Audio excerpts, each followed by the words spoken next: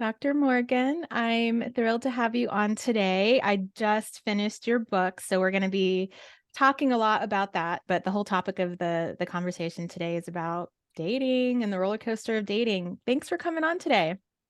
Thank you so much for having me. I'm so looking forward to our conversation. I am too. So, I have to say that I loved how you started your book out with the story of Ricardo, because I think we all have had a Ricardo in our life at one point or another. So I think it's super relatable.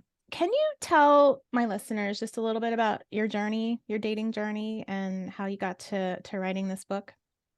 Absolutely. Yeah, I'm happy to share.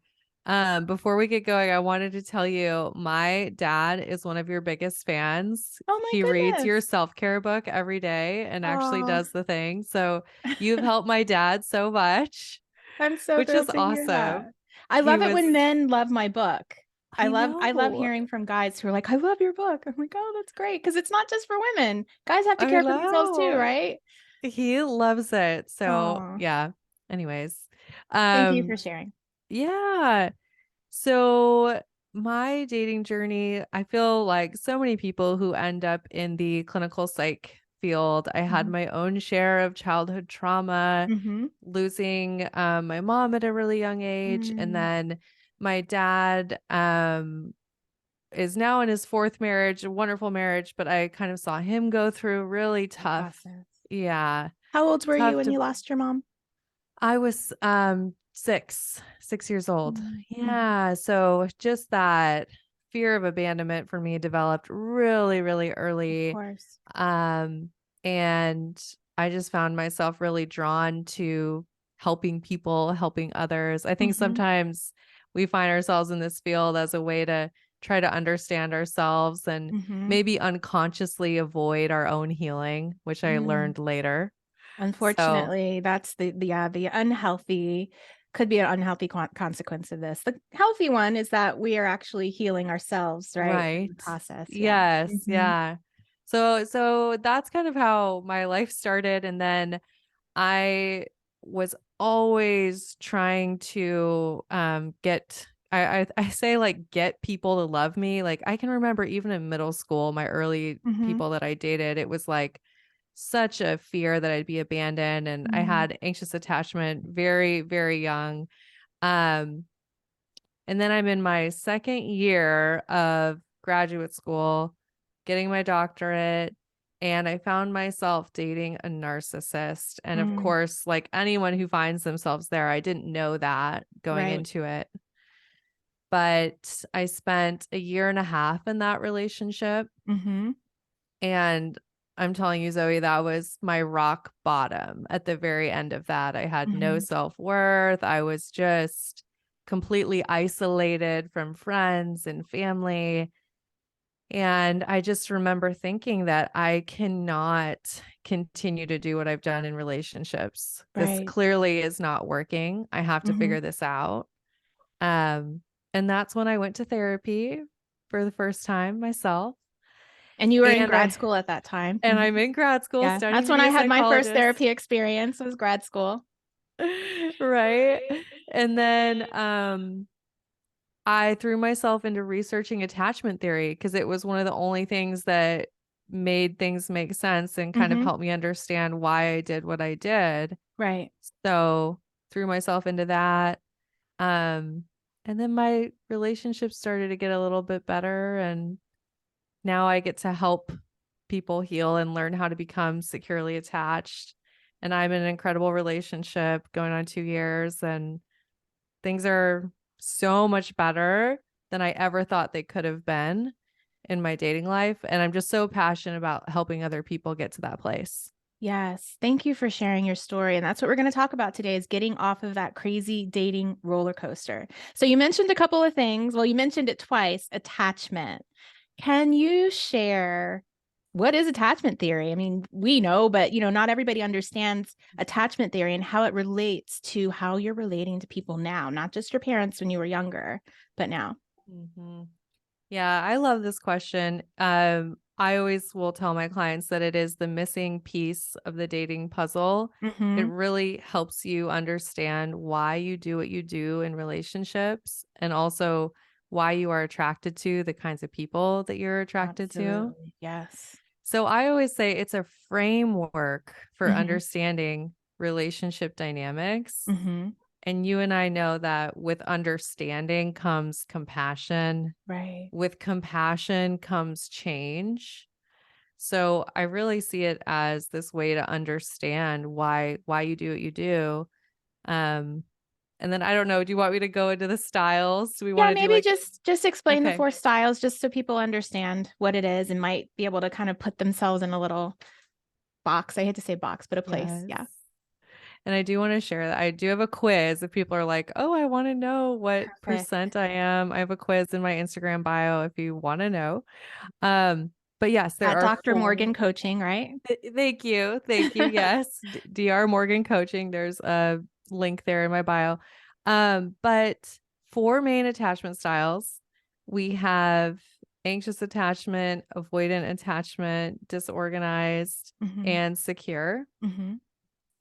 For anxious attachment, just in a nutshell, it is where you are prioritizing the relationship and maintaining the relationship above yourself and your own needs. Right. And usually you have a fear of abandonment. Mhm. And you really struggle with communicating boundaries and your feelings and your needs. And you might find yourself getting into codependent dynamics. That sounds about right. Yes. Yes, yes. And I do want to clarify this can be on a spectrum here. So you Mhm. might be 75% anxious, 25% avoidant, or 50% secure, 50% anxious. So you may identify with more than one style. Mhm. The second style is avoidant attachment. And this is where intimacy is tough in terms of you oftentimes feel like you could be losing your freedom or you might be losing yourself. And there's usually a deep fear that people will disappoint you or that you will disappoint others. Mhm. So you feel much more comfortable being that island and being hyper Yeah. independent and really relying on yourself. Mhm. And so you end up sabotaging, right, healthy love because it's scary. And then you want it, but then you find yourself feeling more comfortable in isolation. Yeah. Yeah. And I think we're seeing, and this is just a little side note, but I have noticed, maybe you have too. I think more women than in the past are experiencing avoidant attachment.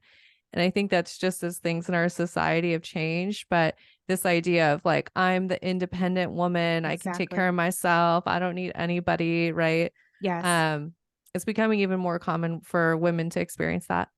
Right. I was just going to say, I really believe it's about that whole independent woman concept. And it's a protective, right? It's the shell that we put around ourselves. I don't need it. Because if we tell ourselves I don't need it, then we don't have to deal with the pain of not getting what we want, right? Yeah. Exactly. Exactly. Um, and I know there's so much more we could say about avoidant attachment. One thing I like to always point out is this person can be so frustrating to date because if you feel like you're getting close, like let's say you went on a date with them and it was so amazing, you're like, oh, we so connected and it was like Mhm. just incredible. There was fireworks, all the things. Guess what? That's going to really trigger them to want to pull away. Exactly, yeah. So this is that person you had that great date and then you don't hear from them for 2 weeks. You're like, "What happened?" Yes, Yeah. yeah. Yeah. And you were Okay. more anxiously attached, right? So I think I went through different times in my life. I would say like when I was really struggling, I was disorganized. I was experiencing disorganized Mhm, attachment, which we'll talk about. mhm, But yes, probably more anxious than avoidant. mhm. But I would pretend to be avoidant, which is something I talk about with people too, where you're like pretending on the outside, but Right. on the inside, you're You're like actually anxiously attached. Yes, yes. Well, we're taught to do that too. I mean, the other thing is the socialization aspect, pretend like you're not interested, wait this long before you text back. And that actually, unfortunately, I think just helps to grow the anxiousness, although you're appearing to be avoidant. Yeah. It's so true. It's so true. That's the advice our girlfriends give us, right? Like, don't Mhm. text him back. But Mhm. yeah. So the next style then, disorganized attachment, Mhm. or fearful avoidant is also referred to as that, Right. where you are pendulum swinging between anxious and avoidant Mhm. strategies. Mhm. And as you know, we see this a lot with childhood trauma. Right. Yeah. And you have that simultaneous deep, deep fear of abandonment paired with closeness is scary. Absolutely. It's S- terrifying. Right. Mhm. So you take 2 steps forward, 2 steps back. And this is obviously a very painful attachment style Mm. to experience. And I'm trying to think what else would be important to know. Yeah, just that this person really struggles to regulate their emotions and they'll have like a lot of inner chaos going on. Mhm. Mhm. Yeah. Yep. And then we have secure, Yes. Do secure we see many of attachment. those? You know what always blows my mind is that it is actually about 50% of the Mhm. population. Right. And of course, after doing a lot of work and my own healing, I can see those securely attached people. But I Mhm. know when I first heard that, I was like, what? Where are they? They don't Right. exist, right? Yeah. I was not meeting these securely attached people, but it's 50% of the population. I'm so, so glad that you just said that because I have so many women in my practice who are, dating and frustrated and wondering, should I just settle? Am I asking for too much? Right. And the reality is, yes, those guys are out there. What we put out does come back to us. So that's real too. Right. We do kind of Mhm. draw energetically people to us who aren't as healthy when we aren't as healthy. But the healthy, secure, attached people are out there. We just have to wait. Yes, be Mhm. patient, don't settle. Yes, exactly. And this is that attachment style where you get to say, my needs and emotions matter, Mhm, and my partner's needs and emotions matter. mhm, I value myself. I value connection, right? I'm able to set boundaries. I'm able to communicate assertively. right. Relationships feel good and Mm, easy. I can navigate conflict. Conflict comes up. It doesn't feel like the end of a relationship. right. The word that comes to mind is peaceful and connected, right? Yes, And this is where we all want to be when relationships feel absolutely. good. Right, lack of that desperation. My gardener is here, so he's, walking Oh around and my yeah. dogs are barking, so for anybody watching on, YouTube, you're seeing that. Yeah, it's the lack of desperation in the Yeah. relationship, which does just have a sense of ease. Yeah. And you know what's so funny is I think about before I really did my healing work, I hated being alone. I did not want to spend time with Mhm, myself. mhm, And then now moving towards this securely attached place, I really, really value my alone time. And right, when my boyfriend is off fishing for the day, I am like, "Goodbye, enjoy yourself, have so yes, much fun, get out of here." And I just love the relationship with myself love it, yes, so much. And I so value my connection with him. And I know that I can have both. mhm. Whereas in the past, it was always that like, ooh, am I gonna lose this person if I don't try to always be what they need at every single moment? Right. And that is the security, is that our loved ones can go and they can come back. And when they're gone, we're not in a space of losing ourselves. We're not in a space of feeling anxious. We can Yes. actually now enjoy being present with ourselves because we're not worried about that relationship. Yeah, that's Yes. beautiful. So, can you tell our listeners a little bit about how you got to that part? Can you talk to us about Mm. working from a place of a disorganized attachment to now a secure attachment? What's the process? I know they're gonna read your book, hopefully, but can you explain what they can do? I love this question, and it's not overnight in case Right. anybody's looking for that quick fix. Mhm. Um, so And I wrote the book Love Magnet because I wanted to give people a guide. And it's very experiential and it's Right. designed that way on purpose because Mm-hmm. I wanted to give you things that'll actually move you towards secure attachment. Um, the first step is awareness, which we're already talking about. Right. Learning to identify your own attachment style. Mm-hmm. Um, I also really, really believe in looking at our past relationships. And I created something called the relationship inventory, where we take a 30,000-foot view of all your past significant relationships, and then we Mm-hmm. can see the patterns. I love And that. what this does is it gives so much compassion. And then once again, with compassion, we can release. Mm-hmm. So you can let the past go. And And in then the being able next to see the patterns, then we can also see it before it's coming, right? When it comes up to us, we can be aware, oh yeah, I know that's what I do. That's who I pick. That's part of the awareness, is being able to see the pattern so that you can stop the next time. Exactly. Exactly. With that awareness, you become empowered, you get to become intentional instead of reactionary, Mm-hmm. Mm-hmm. which is what I always want people to learn how to do, is shift to being intentional in their dating and in their love lives. Um the next thing, and I talk about this in the book a lot, but it's really working with belief systems. Mm-hmm. I love belief work. I came to that probably after my clinical training. Mm-hmm. Um, I don't feel like it's talked about enough in traditional training. I don't know I if don't you think so at experienced all. that. No. Mm-mm. Yeah. I mean, you get a little So, bit of it in like CBT, and otherwise, no, I don't think so.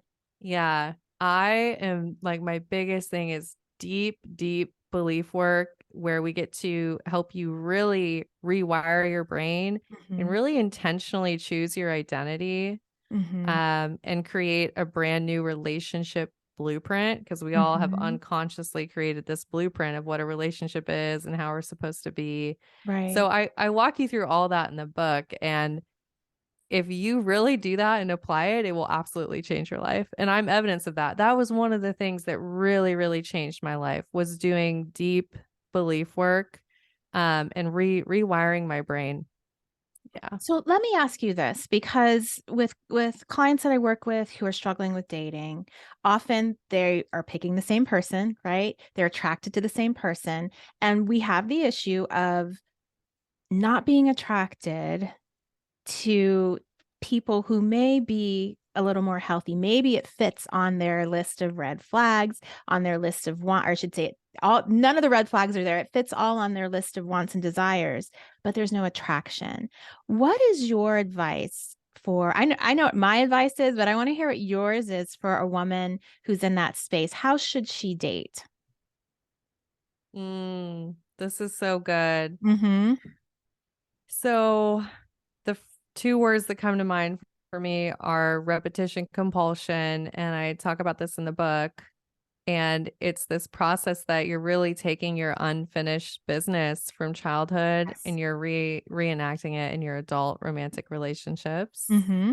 Mm-hmm. So what I would really want you to do is actually not date for a little bit and take a break and really work through some of that unfinished business. Mm-hmm. Um, and then intentionally decide what it is that you want instead of repeating those old dynamics. I talk about this in the book, but this is obviously unconscious. It's not like you're saying, oh, I want to work out my childhood stuff in my dating Right. life. Yeah. It's totally unconscious, Mm-hmm. but you need to get to a place where you are intentionally choosing your partners based off of what serves you as an adult instead of using it as a way to heal your childhood trauma, right? So, Oh, yeah, that's said so beautifully. I love what you just said, that you need to intentionally choose what serves you as an adult instead of using your childhood traumas to allow you to essentially attract yourself to people who aren't good for you, right? yeah. I love that. And that goes along with a lot of the advice that I give when I'm working with women in the dating coaching, sphere, is that we can't necessarily rely on that initial attraction, right? And we cannot use that as a rubric, because that rubric doesn't work for you necessarily. And even when you've done the work, I still have women who show up and like, yeah, he's great. Like all those things match. I know that that would be good for me, but I just don't feel the attraction. And my advice is to continue to date for a couple of dates, Mhm. to allow yourself to develop a friendship with this person, because that initial attraction sometimes is just not a good indicator for some women, right, of health in a Yes. relationship. Yeah. Oh, this could be a whole other episode. We could go so deep on this, but you are absolutely right. I say the same thing. It's like if you're learning how to date from a securely attached place and that's Mhm. new for you, Mhm. you are learning to rewire your brain that secure attachment is sexy Ah, when your brain is, wired to think that, ooh, a push pull, anxious avoidant dynamic is what love is and that's what's hot. the roller Um s- coaster is exciting, right? It it yeah. it brings up all of those butterflies in your stomach and it feels exhilarating. But is it healthy? Yeah. Right. I love that. Securely attached relationship is sexy. Yeah. Yes. And as you know, secure attachment develops and builds and deepens over time. Absolutely. Yes. Mhm. And when we think about everything in life that's worthwhile, that we really enjoy, that just really gives to us, it's a slow build. Mm, And remembering that we have to have that same approach in a relationship, right. and things that really start with a bang, end with a bang.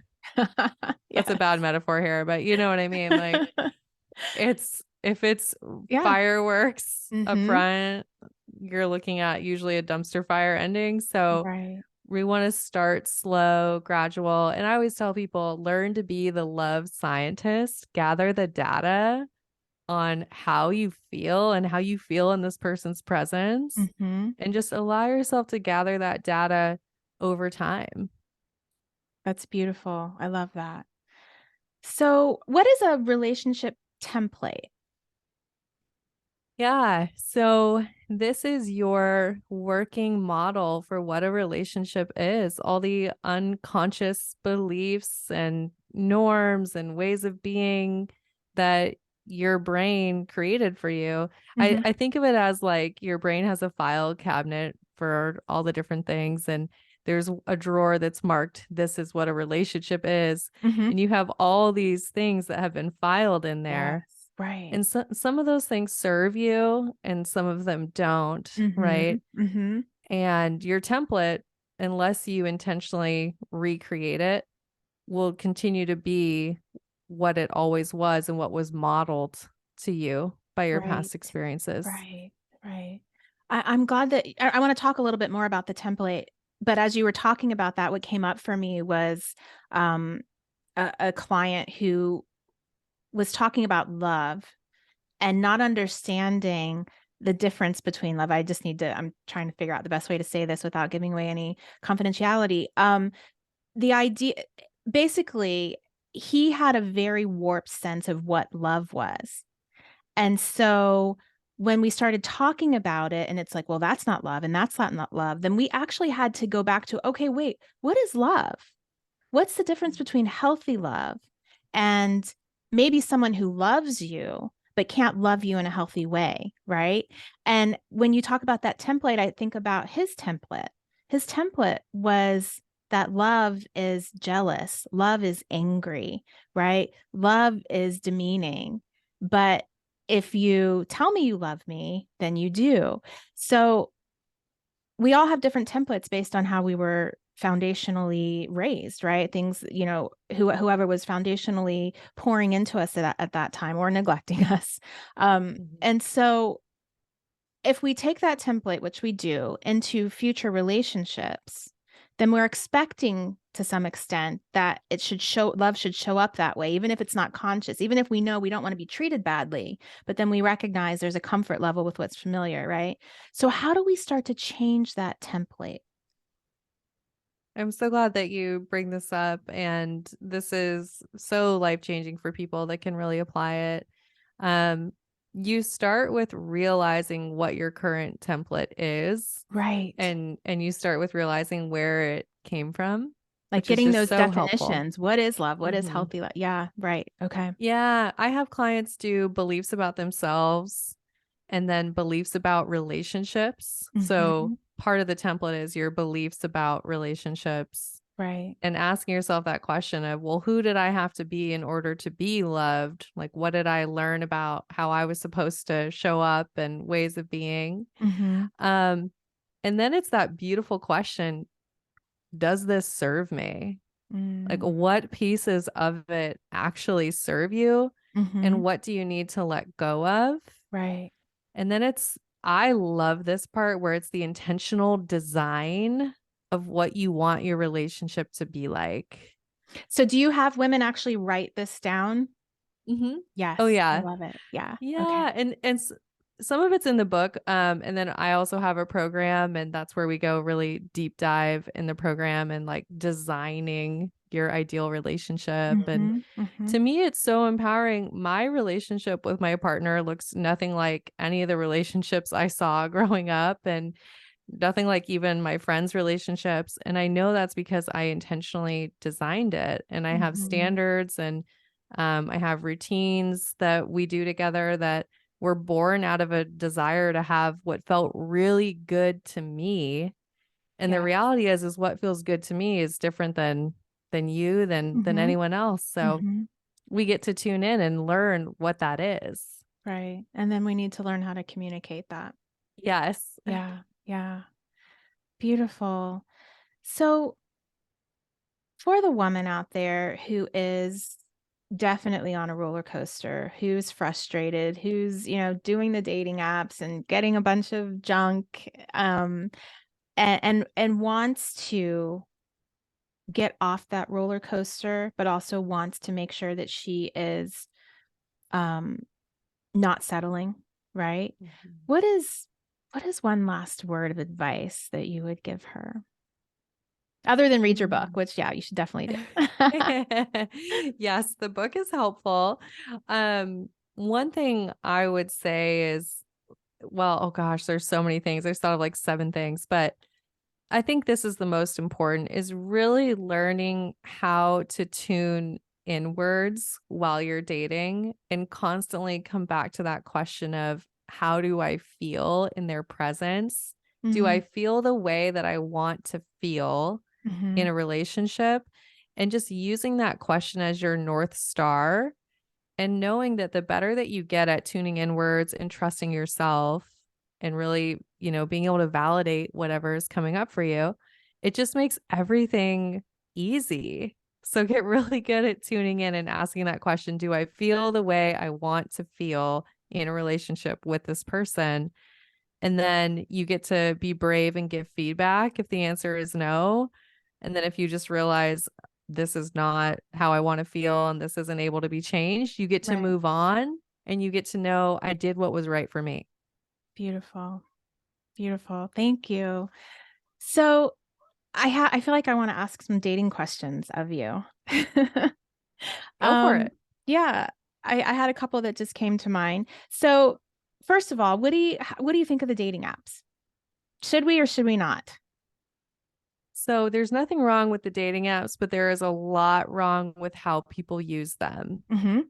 That's my opinion, that dating apps are simply opportunity creation tools. They are Mhm. not relationship building tools. Ah, okay. People get themselves into trouble when they start building the connection on the app and they already have all these expectations and they're having Mhm. these deep conversations.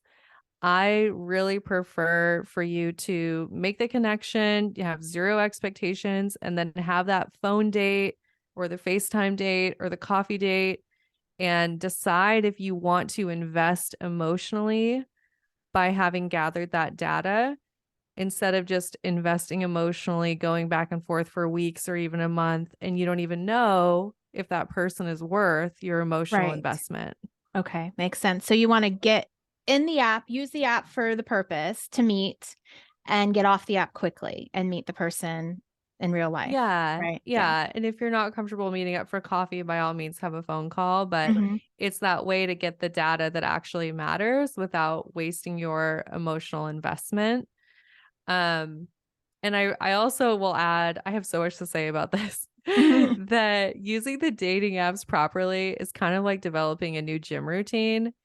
You want Ah, to just okay. do it consistently and in small amounts, and you want Mhm. to do it intentionally.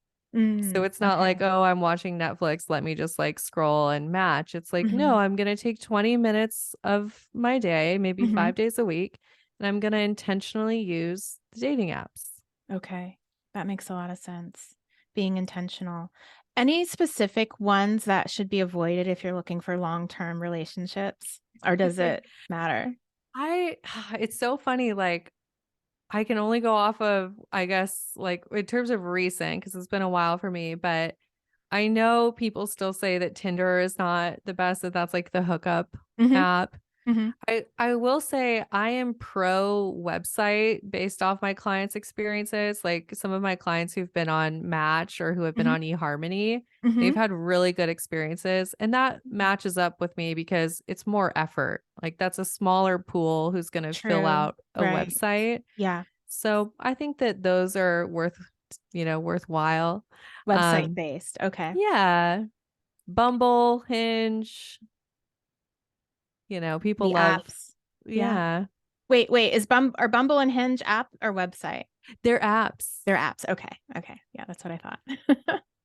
I mean, I knew they were apps. I wasn't sure if they were also websites as well. It's been a long Oh, time for yes. me. Yeah, I was yeah. dating way before there was any such thing as yeah, any of this. I remember when Tinder came out. I actually remember like the day Tinder came out, and I was dating and we were all like, "Oh, this isn't gonna last." And look at it now. We have so many apps. Right, right. Okay, one last question. And I just saw this on Instagram with another dating coach, and and it blew up. So I know that there's a lot of controversy over this. Should women expect to pay 50-50 on the first date, especially off of like a dating app? So, this is a really, really interesting question, isn't it? And personally, I think there's so much here in terms of just your own standards and your Mhm. values and what you are looking for. I Mhm. don't really think there's a right or wrong answer. So I'm not being That's the controversial, controversy. right? Yeah. Um, so a lot of it's going to depend on your own standards and preferences. Honestly, and this is just myself, I was someone who used to really expect the guy to pay, and it would mean a lot to me if Mhm. they didn't, and I would Mhm. make it mean things and there'd be a whole narrative. So for me, it was actually healthier to move towards a 50-50 split on the Mhm. first date. And what I liked about that is it goes along with the slow build. It goes along Right. with, hey, we're Yeah. just two people getting to know each other. There's zero expectations. Mhm. Now, if we're talking second date, third date, I think there's some investment there. And I would like to know that you're willing to invest in the connection. Mhm. Um, but that's me. I'm sure everyone's different. No, that makes a lot of sense. I just wanted to hear your opinion. What's your opinion? I need to know your opinion. I think that whoever asks should be the one to pay. And so, if I know the dating apps are a little different because they're a little more mutual, but I would say whoever initially asks should be the one to pay. Yes. And here's what I love. How about just encouraging the discussion and coming to a mutual agreement?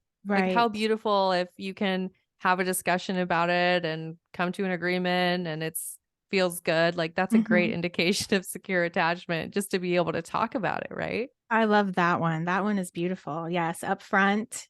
Yes, beautiful. Yes.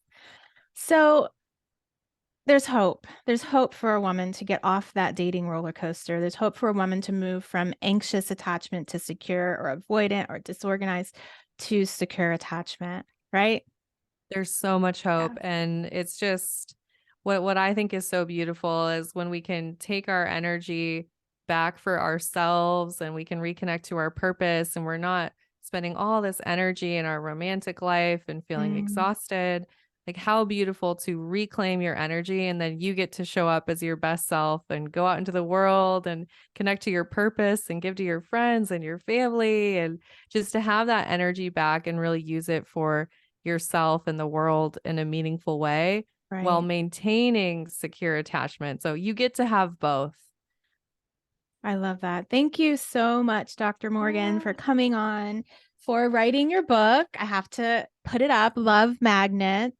Thank Really great. you. I just finished it. I suggest it for anyone on, the dating journey, or if you know someone who's on the dating journey, it could make a great gift.